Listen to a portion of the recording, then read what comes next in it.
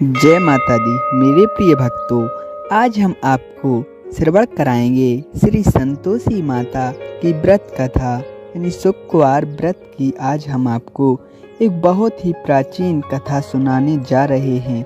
तो माता के प्यारे भक्तों, हमें कमेंट में जय माता दी जरूर लिखिए और हमारे चैनल को सब्सक्राइब करिए।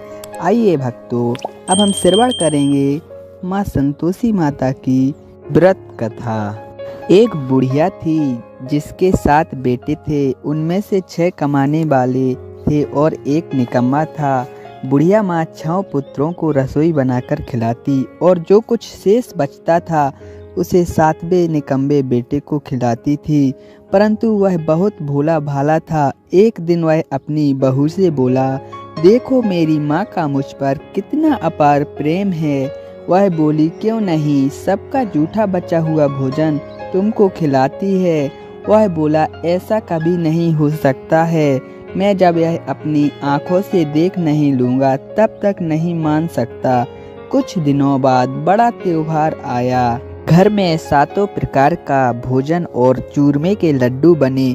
वह जांचने को सिर दर्द का बहाना कर पतला कपड़ा सिर पर ओढ़े रसोई में सो गया। वह कपड़े में से सब देखता रहा। 6 भाई भोजन करने आए। उसने देखा माँ उनके लिए सुंदर आसन बिछा नाना प्रकार की रसोई परोसी और उन्हें आग्रह करके जिमाया। वह देखता रहा। 6 भाई भोजन करके उठे। तब माँ ने उनकी झूठी थालियों में से लड्डुओं के टुकड़े उठाकर लड्डू बनाया। झूठन साफ कर बुढ़िया माँ ने पुकारा, बेटा 6 भाई भोजन कर गए हैं, अब तू ही बाकी है, उठना, कब खाएगा। वह कहने लगा, माँ मुझे आज भूख नहीं लगी है, मैं अब परदेश जा रहा हूँ।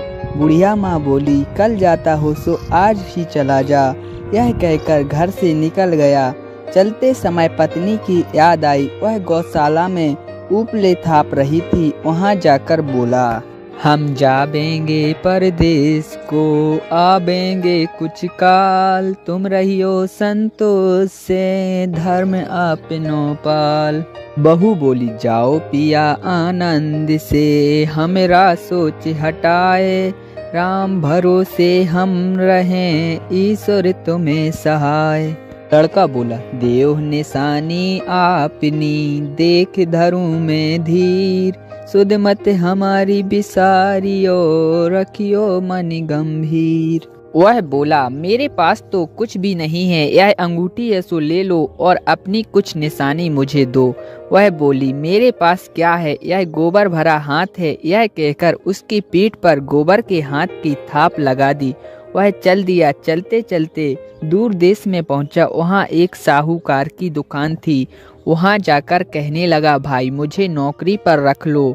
साहूकार को आदमी की जरूरत थी। वह बोला, रह जाओ। लड़के ने पूछा, तनख्वाह क्या दोगे? साहूकार ने कहा, काम देखकर दाम मिलेंगे। साहूकार को नौकरी मिली। वह सवेरे से शाम तक नौकरी बजाने लगा। थोड़े दिनों में दुकानदार के 7-8 नौकर थे। वे सब चक्कर खाने लगे कि यह बहुत होशियार बन गया है। सेठ ने उसका काम देख 3 महीने में ही उसे आधे मुनाफे का हिस्सेदार बना लिया।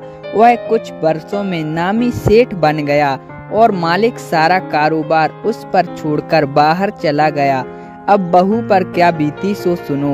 सास ससुर इसे दुख देने लगे। सारी गृहस्थी का काम करावें, उसे लकड़ी लेने जंगल में भेजें।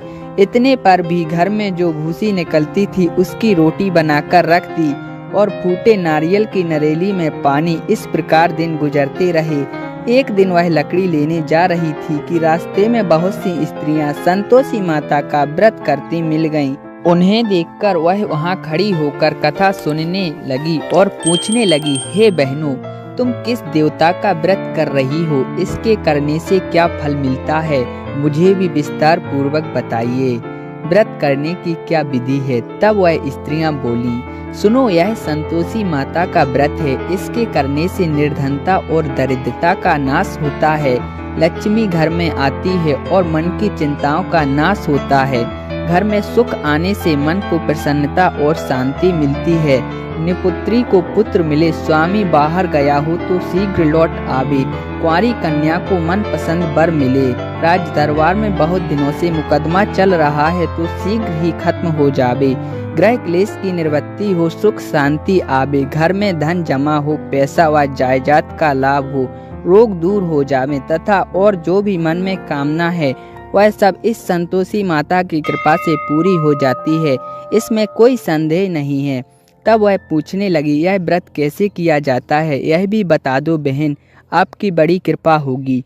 वह स्त्रियां कहने लगीं, सवाए हिसाब का गुड़ और चना लेना और श्रद्धा न हो तो सवा पैसे का ही लेना या सवा रुपये का सहूलियत के अनुसार लेना, बिना परेशानी श्रद्धा और प्रेम से जितना बन सके सवाया लेना, प्रत्येक शुक्रवार को निराहार रहकर कथा कहना या सुनना, परंतु इसके बीच में क्रम नहीं टूटे, लगातार नियम पूर्वक करना, सुनने वाला कोई न मिले तो घी का दीपक जला उसके आगे जल के पात्र को सामने रखकर कथा कहना, परंतु नियम ना टूटे, जब तक कार्य सिद्ध ना हो तब तक नियम का पालन करते रहना और कार्य सिद्ध हो जाने पर व्रत का उद्यापन करना। 3 माह में माता फल पूरा करती हैं। यदि किसी के ग्रह खोटे हों तो भी माता 1 वर्ष में कार्य सिद्ध कर ही देती हैं। फल सिद्ध होने पर उद्यापन करना चाहिए, बीच में उचित नहीं है। उद्यापन 2.5 किलो आटे का भोजन तथा इसी परिणाम से खीर और चने का साग करना चाहिए। 8 लड़कों को भोजन कराना चाहिए। जहाँ तक हो सके देवर जेठ भाई बंधु के हों और कुटुंब के ना मिले तो रिश्तेदारों और पड़ोसियों के लड़कों को भोजन कराना। उन्हें भोजन कराकर यथाशक्ति कुछ वस्तु दें, पैसा रुपया ना दें। उस दिन घर के बाहर कोई भी खटाई ना खाने पावे। यह सुन बुढ़िया के लड़के की बहू चल दी, रास्ते में लकड़ी के बोझ को बेच दिया और उन पैसों का गुड़ और चना ले माता के व्रत की तैयारी की। आगे चली और सामने मंदिर देखकर पूछने लगी, यह किसका मंदिर है? लोग कहने लगे, संतोषी माता का मंदिर है यह सुन माता के मंदिर में जा माता के चरणों में लौटने लगी और बोली, मैं दीन हूँ। विनती करने लगी, माता मैं निपट मूर्ख हूँ, व्रत के नियम कुछ नहीं जानती, मैं बहुत दुखी हूँ।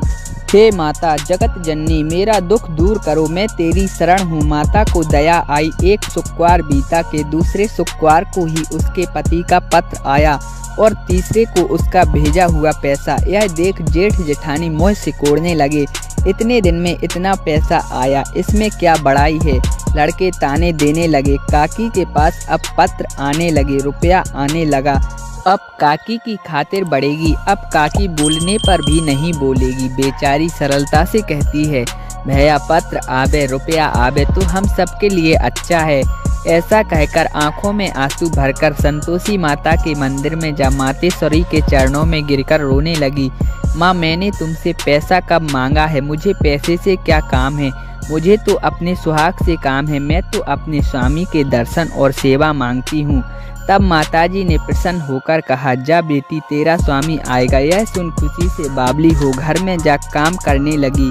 अब संतोषी माँ विचार करने लगी, इस भोली पुत्री को मैंने कह तो दिया कि तेरा पति आएगा, पर आएगा कहाँ से? वह तो इसे स्वप्न में भी याद नहीं करता। उसे याद दिलाने के लिए मुझे जाना पड़ेगा। इस तरह माताजी उस बुढ़िया के बेटे के पास जा स्वप्न में प्रकट हो कहने लगी, साहूकार के बेटे सो रहा है या जागता है? वह कहने लगा, माता सोता भी नहीं जागता भी नहीं हूँ, बीच में ही हूँ, कहो क्या आज्ञा है? माँ कहने लगी, तेरे घर बार है या नहीं? वह बोला, मेरा सब कुछ है माता, माँ बाप है, भाई बहन है, बहू है, क्या कमी है? माँ बोली, भोले पुत्र तेरी बहू घोर कष्ट उठा रही है, तेरे माँ बाप उसे बहुत दुख दे रहे हैं, वह तेरे लिए तरस रही है, तू उसकी सुधि ले। वह बोला, माताजी यह मुझे मालूम है, परंतु जाऊं कैसे? परदेश की बात है, लेन देन का कोई हिसाब नहीं है, कोई जाने का रास्ता नजर नहीं आता है, कैसे जाऊं? माँ कहने लगी, मेरी बात मान, सवेरे नहा धोकर संतोषी माता का नाम ले, घी का दीपक जला, दंडवत प्रणाम कर दुकान पर जा बैठ, देखते देखते तेरा सब लेन देन चुक जाएगा, सांझ होते होते धन का भारी ढेर लग जाएगा। अब वह सवेरे बहुत जल्दी उठ भाई बंदों से अपने सपने की बात कहता है। वे सब उसकी अनसुनी कर दिल लगी उड़ाने लगे, कहीं सपने भी सच होते हैं। एक बूढ़ा बोला, देख भाई मेरी बात मान, इस प्रकार सांच झूठ के बदले देवता ने जैसा कहा है वैसा करने में तेरा क्या जाता है। अब बूढ़े की बात मानकर वह नहा धोकर संतोषी माता को दंडवत प्रणाम कर घी का दीपक जला दुकान पर जा बैठता है। थोड़ी देर में क्या देखता है कि देने वाले रुपया लाने लगे। कोठे भरे सामानों के खरीदार नगद दाम दे सौदा तय करने लगे और शाम तक धन का ढेर लग गया। मन से माता का नाम ले चमत्कार देख प्रसन्न हो घर ले जाने के वास्ते गहने कपड़ा और सामान खरीदने लगा और यहाँ के काम से निपट तुरंत घर को रवाना हुआ। वहाँ बहू बेचारी जंगल में लकड़ी लेने जाती है और लौटते समय माता जी के मंदिर में विश्राम करती है, क्योंकि वह तो उसके रुकने का स्थान ठहरा। धूल उड़ती हुई देख वह माता जी से पूछती है, हे माता, यह धूल कैसे उड़ रही है। माँ कहती है, हे पुत्री, तेरे पति आ रहे हैं आज। अब तू ऐसा कर कि लकड़ियों के 3 बोझ बना ला, एक नदी के किनारे रख और दूसरा मेरे मंदिर पर और तीसरा अपने सिर पर रख। तेरे पति को लकड़ी का गट्ठा देखकर मोह पैदा होगा, तब वह यहाँ रुकेगा और भोजन बना खाकर माँ से मिलने जाएगा। तब तू लकड़ियों का बोझ उठाकर जाना और बीच चौक में गट्ठा डालकर 3 आवाजें जोर से लगाना कि सासू जी लकड़ियों का गट्ठा लो और भूसी की रोटी व नारियल के खोपड़े में पानी दो। आज कौन मेहमान आया है। बहुत अच्छा माताजी, बहुत अच्छा। ऐसा कहकर वह प्रसन्न हो लकड़ियों के 3 गट्ठा ले आई और एक नदी पर एक माताजी के मंदिर पर रखा। इतने में ही मुसाफिर आ पहुंचा। लकड़ी सूखी देख उसकी इच्छा उत्पन्न हुई कि आज अब यहीं निवास करें और भोजन बना खा पीकर गांव को जाएं। इस प्रकार रुककर भोजन बना विश्राम करके वहां गांव को गया। सबसे प्रेम से मिला। उसी समय बहू सिर पर लकड़ी का गट्ठा लिए मतवाली हो आती है और लकड़ियों का भारी बोझ आंगन में डाल जोर से 3 आवाजें देती है, लो सासू जी लकड़ियों का गट्ठा लो और भूसी की रोटी और नारियल के खोपड़े में पानी दो। आज कौन मेहमान आया है। यह सुनकर उसकी सास बाहर आने पर अपने दिए हुए कष्टों को भुलाने हेतु कहती है, बहू ऐसा क्यों कहती है। तेरा मालिक आया है, आ बैठ, मीठा भात खा, भोजन कर, कपड़े पहन। इतने में आवाज सुनकर उसका स्वामी बाहर आता है। अंगूठी देख व्याकुल होता है। माँ से पूछता है, माँ यह कौन है। माँ कहती है, बेटा यह तेरी बहू है। आज 12 वर्ष हो गए हैं जब से गया है, तब से सारे गांव में जानवर की तरह भटकती है। घर का कामकाज करती नहीं, 4 समय आकर खा जाती है। अब तुझे देखकर भूसी की रोटी और नारियल के खोपड़े में पानी मांगती है। वह लज्जित होकर बोला, ठीक है माँ, मैंने इसे भी देखा और तुम्हें भी देखा। अब मुझे दूसरे घर की ताली दो, मैं उसमें रहूंगा। तब माँ बोली, ठीक है बेटा, तेरी जैसी मर्जी हो। यह कहकर ताली का गुच्छा पटक दिया। उसने ताली लेकर दूसरे मकान में जा तीसरे मंजिल के ऊपर एक कमरा खोलकर सारा सामान जमाया। एक दिन वहाँ राजा के महल जैसा ठाठ बन गया। अब क्या था, वह दोनों सुख भोगने लगे। इतने में अगला शुक्रवार आया। उसने पति से कहा, मुझे संतोषी माता के व्रत का उद्यापन करना है। उसका पति बोला, बहुत अच्छा, बड़ी खुशी से कर लो। तुरंत ही उद्यापन की तैयारी करने लगी। जेठ के लड़कों को भोजन के लिए कहने गई। उसने स्वीकार कर लिया, परंतु पीछे से जेठानी ने बच्चों को सिखा दिया, देखो रे, भोजन के समय सब लोग खटाई मांगना, जिससे इसका उद्यापन पूरा ना हो। लड़के जिमने आए, खीर पूरी खाकर पेट भर गया, परंतु वह बात याद आते ही कहने लगे कि हमें खटाई दो, खीर खाना हमें अच्छा नहीं लगता, देखकर अरुचि होती है। यह सुन बहू कहने लगी, खटाई किसी को नहीं दी जाएगी, यह संतोषी माता का प्रसाद है। लड़के उठ खड़े हुए और बोले, नहीं तो पैसा दो। भोली बहू कुछ जानती नहीं थी, उन्हें पैसे दे दिए। लड़के उसी समय हट करके इमली लेकर खाने लगे। यह देख बहू पर माताजी ने कोप किया। राजा के दूत उसके पति को पकड़ कर ले गए। बहू को यह बात सहन नहीं हुई। वह रोती रोती माताजी के मंदिर को गई और कहने लगी, माताजी यह तुमने क्या किया।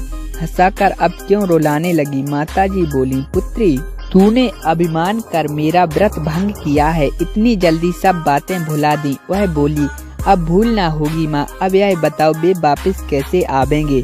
माँ बोली, जा पुत्री, तेरा पति तुझे रास्ते में आता हुआ मिलेगा।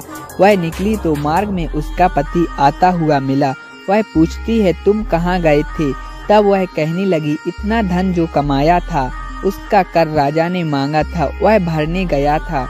वह प्रसन्न होकर बोली, भला हुआ, अब घर पर चलो। घर गए तो कुछ दिन बाद ही शुक्रवार आया और उसने उद्यापन किया। वह फिर जेठ के लड़कों को भोजन की कहने गई। जेठानी ने लड़कों को सिखा दिया कि तुम भाई पहले की तरह ही खटाई मांगना। लड़के भोजन के समय कहने लगे, हमें खीर नहीं भाती जी, बिगड़ता है, कुछ खटाई खाने को दो। वह बोली, खटाई खाने को नहीं मिलेगी। तब वह ब्राह्मण तथा पड़ोसियों के लड़कों को लाकर भोजन कराकर उन्हें दक्षिणा में एक एक फल दिया। संतोषी माता प्रसन्न हुई। 90 मास में उसके चंद्रमा के समान सुंदर पुत्र हुआ। वह पुत्र को लेकर प्रतिदिन माता जी के मंदिर को जाने लगी। माँ ने सोचा कि यह रोज आती है, आज मैं इसके घर चलूं। यह विचार कर माता ने भयानक रूप बनाया। गुड़ चने से सना मुख, ऊपर से सूर के समान होंठ, उस पर मक्खियां भिनभिना रही थीं। देहरी पर पांव रखते ही उसकी सास चिल्लाई, देखो रे देखो, कोई चुड़ैल चली आ रही है, लड़कों इसे भगाओ, नहीं तो यह किसी को खा जाएगी। लड़के उठकर भागने लगे, चिल्लाकर खिड़की बंद करने लगे। बहू रोशनदान में से देख रही थी। प्रसन्नता से पगली बन चिल्लाने लगी, आज मेरी माताजी मेरे घर आई हैं, आज मेरी माताजी मेरे घर आई हैं। वह बच्चे को दूध पीने से हटाते हैं। इतने में तो उसकी सास का क्रोध टूट पड़ा। इतने में माँ के प्रताप से लड़के ही लड़के नजर आने लगे। वह बोली, माँ जिसका मैं व्रत करती हूँ यह वही संतोषी माता है। इतना कहकर झट से सारे घर के किवाड़ खोल दिए।